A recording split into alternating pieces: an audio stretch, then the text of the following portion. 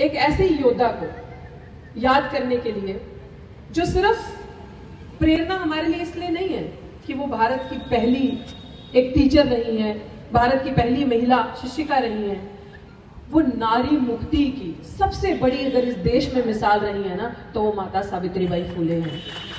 आज आपके बीच में खड़ी ये बच्ची अपनी बात इतने जज्बात के साथ रख पा रही है, इतने अच्छे तरीके से आपके बीच में बोल पा रही है इस माइक के आगे खड़ी होकर, तो ये सिर्फ और सिर्फ मेरे महापुरुषों की वजह से। और अभी माता सावित्रीबाई फुले जी की बड़ी खूबसूरत पंक्ति है, उन्होंने बड़ा खूबसूरत कहा है कि चौका बर्तन से जरूरी है पढ़ाई, क्या तुम्हें मेरी बात समझ आई? और जब मैंने आपकी ये प्रस्तुति देखी तो मुझे एहसास हुआ कि आडंबर, अढोंग, अज्ञानता, मूर्खता से जरूरी है पढ़ाई, क्या तुम्हें मेरी बात समझ आई? मकारी, नशा, शो ऑफ, खुद को बड़ा दिखाना, दूसरे को छोटा दिखाना, जातियों के अंदर जातियां खोजना, इन सब से कई गुना ज्यादा जरूरी है ज्ञान और पढ़ाई, क्या तुम्हें मेरी बात समझ आई?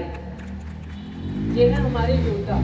तो अगर आप पढ़ लिख लेते हो, अगर आप बढ़ते हो आगे, शिक्षित होते हो, जिस तरीके से हम सब ने ये कहावत बहुत खूबसूरत सुनी है कि शिक्षा वो शेरनी का दूध है, जब जो ज्ञान या शिक्षा प्राप्त करता है वो पढ़ता नहीं, चलता नहीं, दहाड़ता है। तो यही हमारे महापुरुषों की देन है। और इसलिए आज हम यहाँ इकट्ठे हुए हैं क्योंकि जिस तरीके से मेरी आपने एक चीज सुनी कि डॉक्टर रितु ने, लोगों ने मुझे कहा, अभी मैंने आपके पोस्टर पे भी देखा तो आपने ये लिखा था कि शेरनी। आज मैं भावुक हूं इस चीज को लेकर सुनकर कि शेरनी ऐसी क्या उपलब्धि मैंने पाई कि मुझे इतना बड़ा दर्जा। मेरे लिए तो शेरनी मेरी माता सावित्रीबाई फुले है, मेरे लिए शेरनी तो मेरी माता रामाबाई है, मेरे लिए शेरनी वो हर महिला है जिसने एक महिला को शिक्षित किया, ज्ञान दिया, पढ़ाया, और उनकी वजह से आज मैं यहाँ हूँ। मेरे लिए शेरनी मेरी माँ है। तो मैं आज ये चीज समझती हूँ कि डॉक्टर रितु को क्या जरूरत पड़ी थी। हजारों लोग पढ़ते हैं, दलाली करते हैं, बैठते हैं, दिल्ली विश्वविद्यालय में और भी प्रोफेसर हैं, नौकरी कर रहे हैं, रोजगार मिल रहा है, अच्छा, बहुत सारे ऑफिसर्स हमारे ऐसे हैं। लेकिन मुझे कहीं ना कहीं ये चीज लगी कि जब मेरे प्यारे डॉक्टर बाबा साहेब अम्बेडकर पढ़े थे तो उन्होंने सिर्फ अपने बच्चों के लिए, अपने परिवार के लिए पढ़ाई लिखाई नहीं करी थी, कुर्बानी नहीं दी थी। अगर दी होती तो उनके वो 4-4 बच्चे आज जीवित होते। उन्होंने वो पढ़ाई मेरे लिए करी, अपने बच्चों को मारकर, अपने बच्चों को खोकर। मेरा ये फर्ज बनता है कि मैं वो लड़ाई को लड़ूं, वो अपमानता, वो जो छुआछूत अभी आप यहाँ पे देख रहे थे।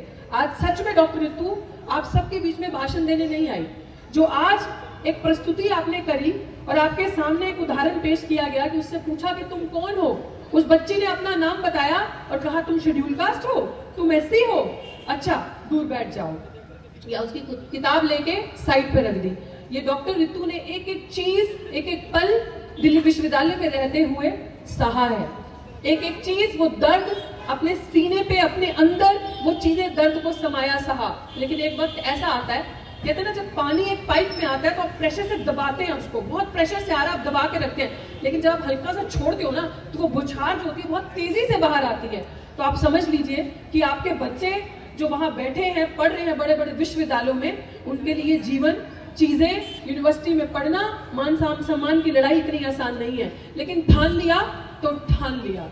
अम्बेडकर को मानती हूँ, न समझौता करूंगी, न सर झुकाऊंगी, और अपनी आने वाली पीढ़ियों के लिए, नस्लों के लिए एक मिसाल कायम करने का एक बेड़ा उठाया था कि जब मेरी पीढ़ियां, ये छोटे छोटे बच्चे जो आज यहाँ बैठे हैं, जो मुझे रिसीव करने आए थे, जब ये बड़े बड़े विश्वविद्यालयों में, दिल्ली विश्वविद्यालय जैसे या जेएनयू जैसे या और आईआईटी जैसे इंस्टीट्यूशंस में जाएंगे, ये लोग तो सर झुका के नहीं दरवाजे से अंदर घुसेंगे, सर उठा के जाएंगे, और इनके साथ वो अत्याचार करने वाला, वो इंसान, इनका अंगूठा काटने वाला, एकलव्य का अंगूठा लेने वाला दोबारा कोई पैदा नहीं होगा।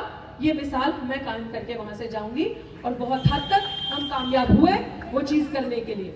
इसीलिए उस 1 लाख की नौकरी वो मेरा हक है, वो लड़ाई मेरी कानून में चल रही है, वो आज नहीं तो कल मुझे मिलेगी, क्योंकि मुझे विश्वास है अपने ऊपर, और मुझे विश्वास है उस खूबसूरत इस संविधान पे जो मेरे बाबा साहेब भीमराव अम्बेडकर ने दिया है, बनाया है।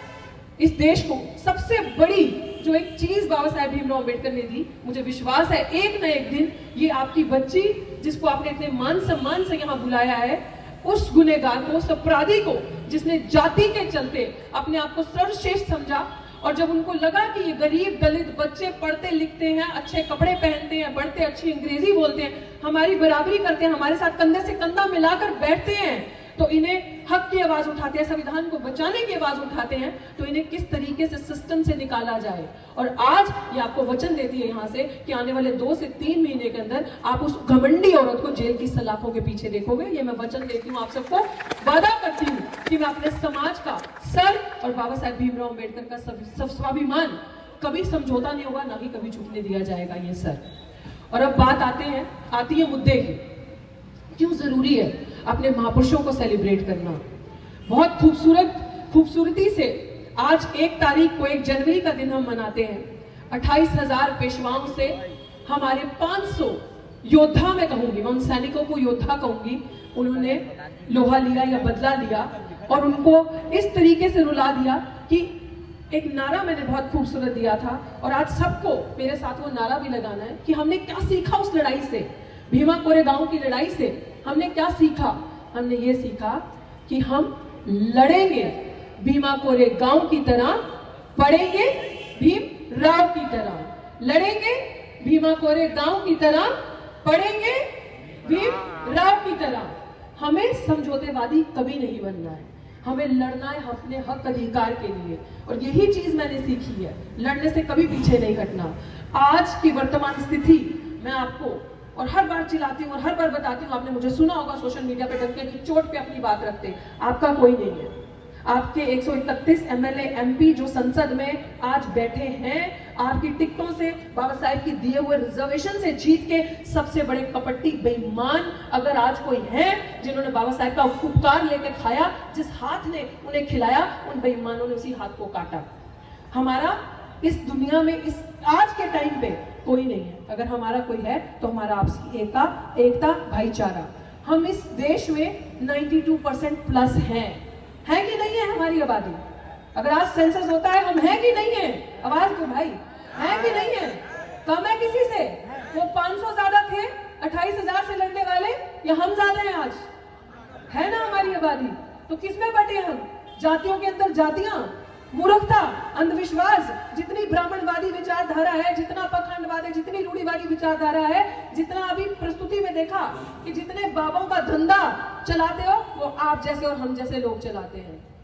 वो काला धागा पहन के क्या मिल जाएगा आपको? वो काला धागा पहन के, गले में काला धागा, हाथ में लाल धागा, ये मंत्र, ये धुआं, ये गले में वो मुंडियां पहनना, बाबा साहेब ने ये किया था, बाबा साहेब ने ये सिखाया था। आपके महापुरुष पढ़े थे ना, ये बात सुनिएगा ध्यान से, जब हमारे महापुरुष पढ़े थे तो हमारे हाथ में क्या पकड़ाया था? कलम। और जब आज ये शैतान आए तो आज हमारे हाथ में वापस क्या आ गया? किसकी लड़ाई हम लड़ रहे हैं? आज हमारे लोग नौकरी के लिए तरस रहे हैं। आज हमारे लोगों के हाथ में कलम नहीं, झाड़ू दिखेगा। झाड़ू भी क्या? सड़क पे मारते हुए।